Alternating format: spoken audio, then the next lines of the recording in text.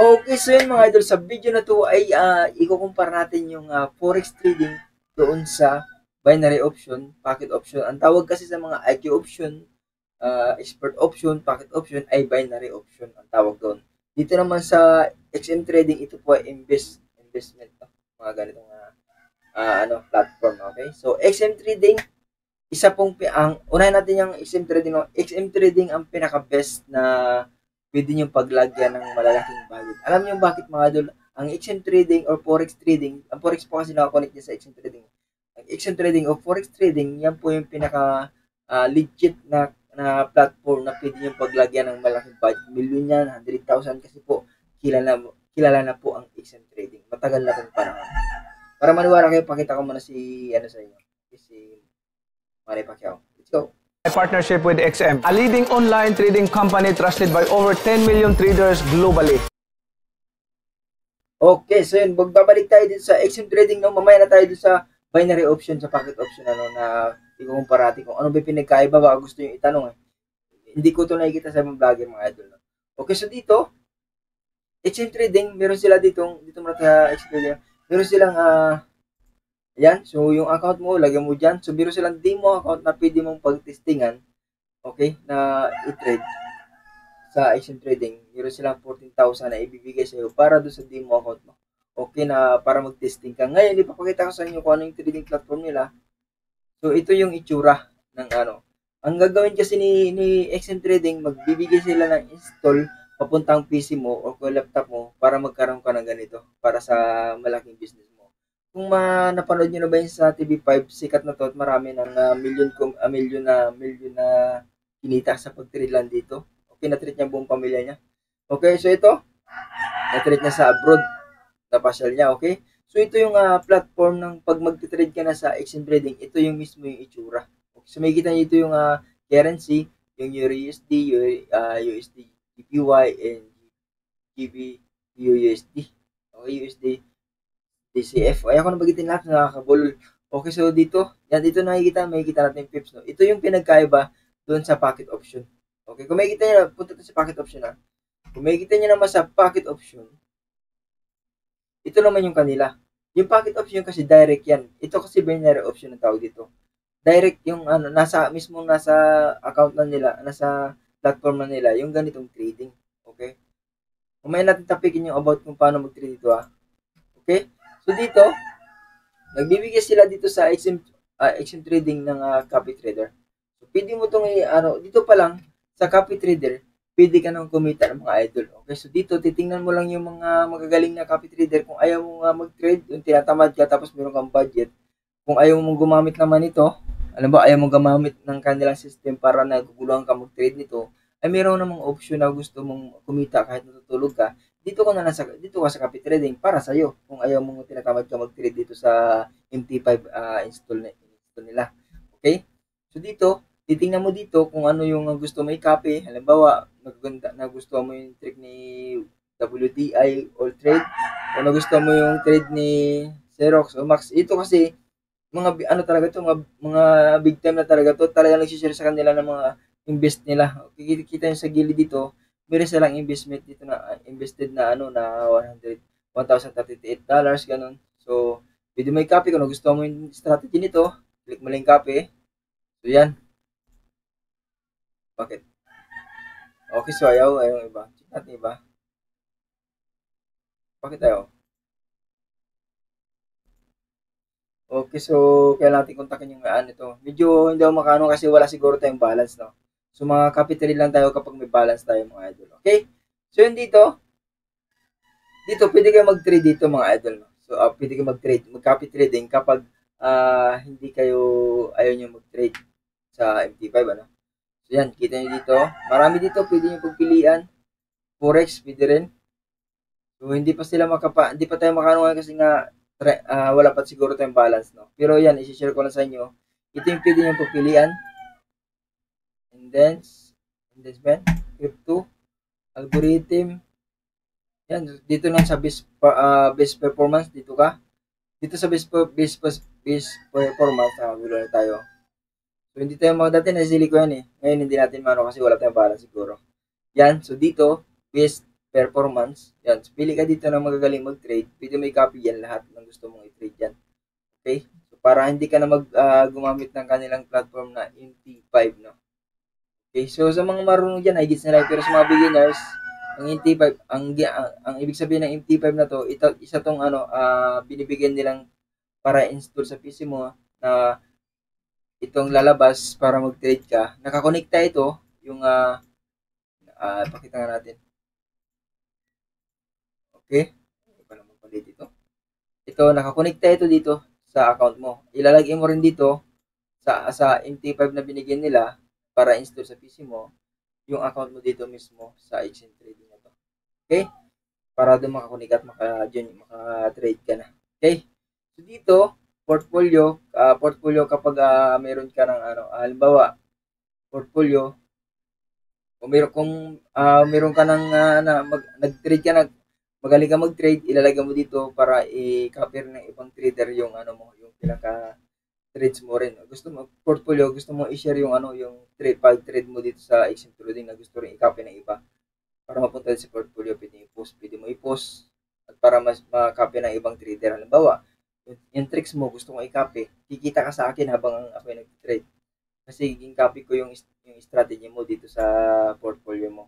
Pwede mo i-share, i-post, position, ilagay dito. Tapos kukopyahan ng ibang traders yan, mga beginners. Alam ba, kung million beginners ang gusto mo i-copy trade mo, may kita ka kapag nag-copy trader sila kayo. May ganun din yun. Okay, so dito, siyempre, kapag nag-copy trader ka rin, may kita rin naman sila sa'yo dito pag nag-copy trader ka, pero hindi naman masyadong kalakihan yung mga idol. Malit lang din, siyempre bilang lang yun sa strategy nila, bayad. Okay? So, dito may competition. So, later na yan. Competition pag magaling ka trade. So, dito, social feed, yung usapan ng mga okay? So, setting. Okay. Okay, so bios, logo. Okay, wala na, hindi na masyadong importante. So dito, yung kung gusto kong may magtanong, yung baguhan ka pa lang, beginners ka, gusto mong magtanong about kung paano magamit ang strategy, yan. Click nyo lang to isa-isa, how to create strategy, ganun. Basahin nyo lang isa-isa, how to fish handle. Basahin nyo lang ito isa-isa bilang tutorial lang kung paano gamitin ang isang trading. Basahin nyo lang dito sa pouch nila. Okay, so wala pa tayong wallet, no? User area. Okay, balik tayo.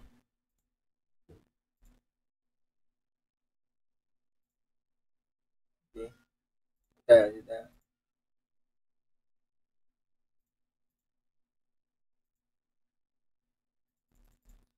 Balik tayo sa umpisa.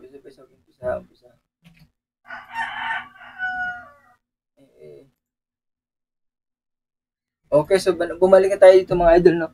Okay, nasa demo account tayo. Pwede nyo ipalit sa reel. Yung reel yan dito. Yung reel account, pwede ka mag-create. Pag mag-reel account ka pala, mag-create ka dito ng account mo. Basta nakapasok ka na, create ka dito, MT5 o ganyan. Okay? May apps din naman pala sa mga idol. Ay, tinatanong nyo, meron po bang apps yan para nila pwede may download? Ito, scan mo lang ito. Kita nyo gilid niyan, scan mo lang diyan. Yan, scan mo lang Android or Apple ka.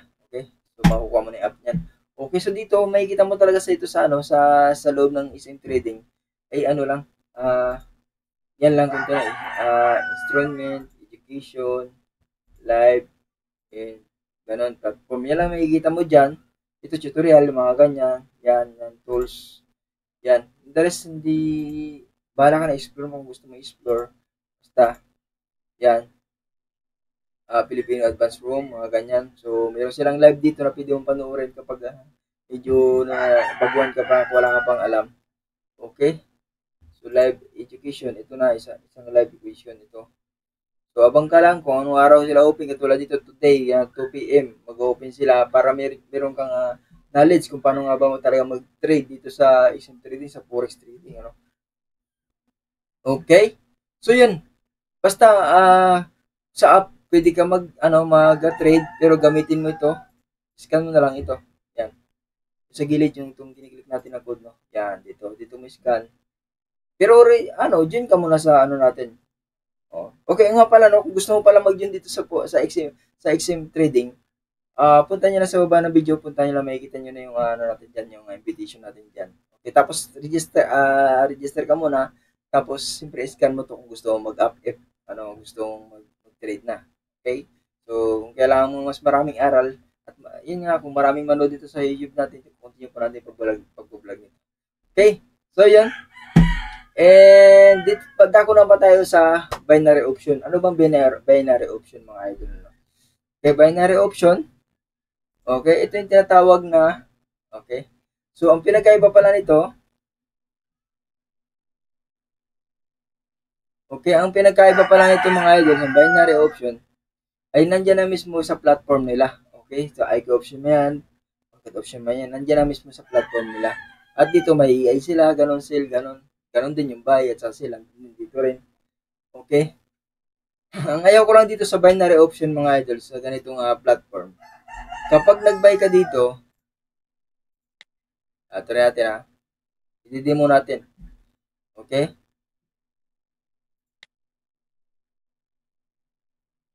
Saan ba yun? Yung chart nila, yan. Kapag nag-demo ka dito, mga idol, halimbawa, nag-try ka dito, ito, once na, na-predict mo na pataas, mag-green siya. Ay, mag-move siya, di ba? Pagka natin yung time. 15. Halimbawa, yan. Yan, halimbawa, pumasok tayo ng green. Nagtuloy-tuloy ang pataas, yung green pataas na tumakbo yung pataas dito. Tumakbo. Tingnan niyo mouse ko, pag tumakbo pataas yan, ang babalik sa'yo is 192 lang. So, wala pa sa kalahati. So, let's say 100 USD tayo sa binary tayo Kaya masabi ko sa inyo, mas maganda talaga yung XM trading, mga idol. Okay, let's say 100. Predict. Pababa. Yan. Pag nagbaba ito at sabihin natin panalo ka or profit ka, ang balik sa'yo 95 DSD lang. So, isa lang yung balik, walang times. Sa Forex trading, mga idol, ito ang pinakamaganda, mga idol. Sa Forex trading na sinasabi ko sa inyo, ito, once na tumaas ito, bumaba na ito, ano ba, dito ka nakatrade, sa taas, dito sa part na to. Taas ito, tingnan yung mouse ko sa taas na to.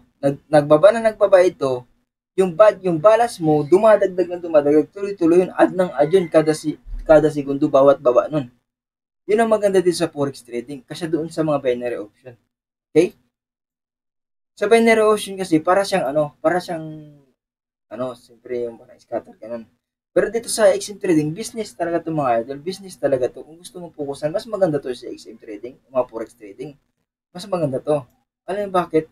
Yun na nga sinasabi ko sa inyo, mga idol. Once na tumataas ito, alam ba, nag-trade ka dito sa part na to. Dito, lagyan natin ng guhit Dito, sa XM trading tayo, mga idol, lagyan natin ng guhit. Alam ba, nag-trade ka dito sa part na to. Yan Tingnan niyo mas ko Nagtuloy-tuloy baba yan, mga idol, hanggang dito.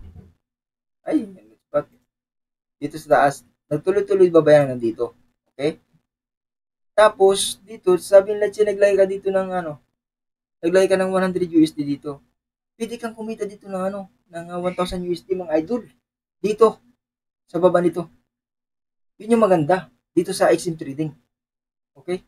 So, sa binary option, diba ilang beses dito muna tayo, ilang beses to, 1, 2, 3, 4, 5, 10 pababa, ilang pinaperas to, let's say mga 15 na candle chart ito. Kung $100 dito, pwede kang kumita ng 1,000 pababa. Dagdag yun hanggat bumababa yun, hanggat wala kang nilalagay ng stop loss. Okay? So, dito naman sa binary option, mga idol, kapag bumaba, kahit sagad na yan dito, sa baba, kahit sagad na yan dito sa baba, yun dito, yan ang bawa. Kita niyo market na to, halimbawa dito, nakano ka dito, halimbawa, naka-trade ka dito sa binataas. Dito, halimbawa, let's see dito. Bumaba. Ayun pa rin yung balik sa'yo. Yun pa rin.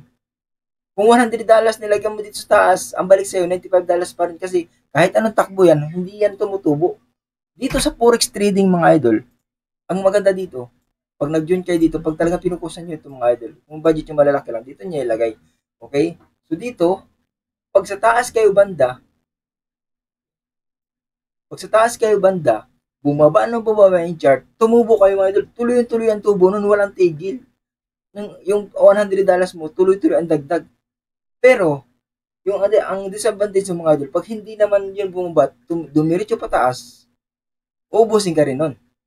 Pero, may strategy mo, nilagyan niya ng stop loss. Ang stop loss kasi, parang harang siya, para hindi ka maubos. Ano? So, yung 100 mo, tatalunin ka nun. Pero may maganda nga dito, yung sinasabi ko, once na continue yung pababa at nakasil ka dito sa taas, continue yung pababa, dumadagdag yung tubo mo. Yung 100 years mo, pwedeng umabot ng 1,000 sa isang, let's say mga 2 minutes, pwedeng umabot ng 1,000 yan pag sa XM trading mga idol. Okay? Kung medyo nauguluhan kayo, gagawa natin ng paliwanag about chart, no? Versus binary option to XM trading chart. Yan ang i-explain ko sa inyo mga idol. Kung bakit mas maganda ang XM trading. Kung gusto niyo mag-join sa XM trading, punta niyo dyan sa baba ng video natin. Mayroon tayo dyan. At itong pocket option, stop nyo na. Tigil nyo na yan. Okay? So dati ni-vlog natin ito. Pero hindi maganda yung record para sa akin. Nagkaroon sila ng red flag. Tigil nyo na to. Okay? Sinasabi ko sa inyo, huwag nyo nang i-join ito si pocket option. Not good para sa akin. Kasi nag-try ako ng malaki. So, hindi ako nakakasat ng malaki. So, nung una nakakasat to 2,000 pesos. Pero nung malaki na yung nilagay ko at malaki na yung panalo ko, hindi na nila pinakasat ng pocket option. I-stop nyo na yan mga idol. No? Okay. So, dito mas the best ito ang XM trading mga idol. Gusto ko yung continue yung pagtuturo nito if may interesado talaga mga idol.